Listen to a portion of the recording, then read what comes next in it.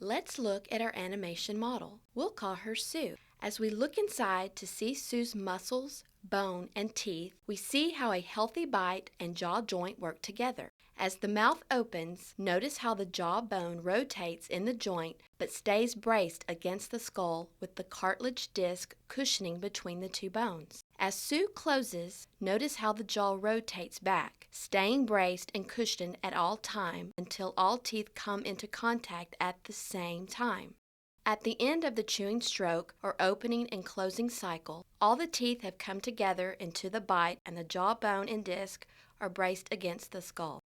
What would it look like if Sue had a bite problem? Her jawbone starts off braced in the joint, but as she closes, her teeth come into contact prematurely in the back so that in order for the rest of her teeth to come together, her jaw has to come out of its socket, down and backward to avoid the early contact, which can be damaging and painful to the teeth. This is why we say that Sue has an unstable joint and is not braced throughout the opening and closing cycle. During the daytime, Sue's brain programs her muscles to make sure that the bite always comes together evenly, avoiding the early tooth contact in the back of the mouth by keeping the jawbone out of the joint socket.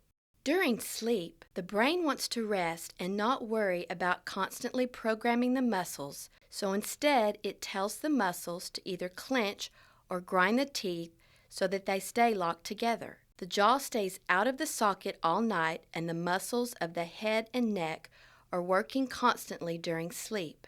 Since these muscles get overworked every night, they become fatigued, leading to spasms and inflammation. The result of the chewing system being constantly overstressed is breakdown of the teeth, gums, bone, and joint, and finally pain such as headaches and migraines, neck and shoulder pain, or popping and clicking of the jaw joint, among other symptoms.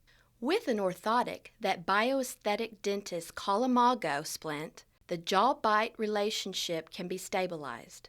Notice how the jaw joint is staying braced in the joint against the cartilage disc when the teeth bite against the mago.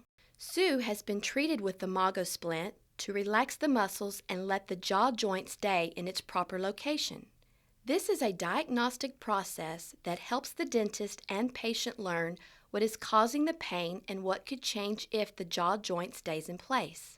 From this information, a final treatment can be formulated. Treating this problem will result in the bite and jaw joint becoming healthier and the muscles getting well-deserved rest. The result is that Sue will probably feel and sleep much better.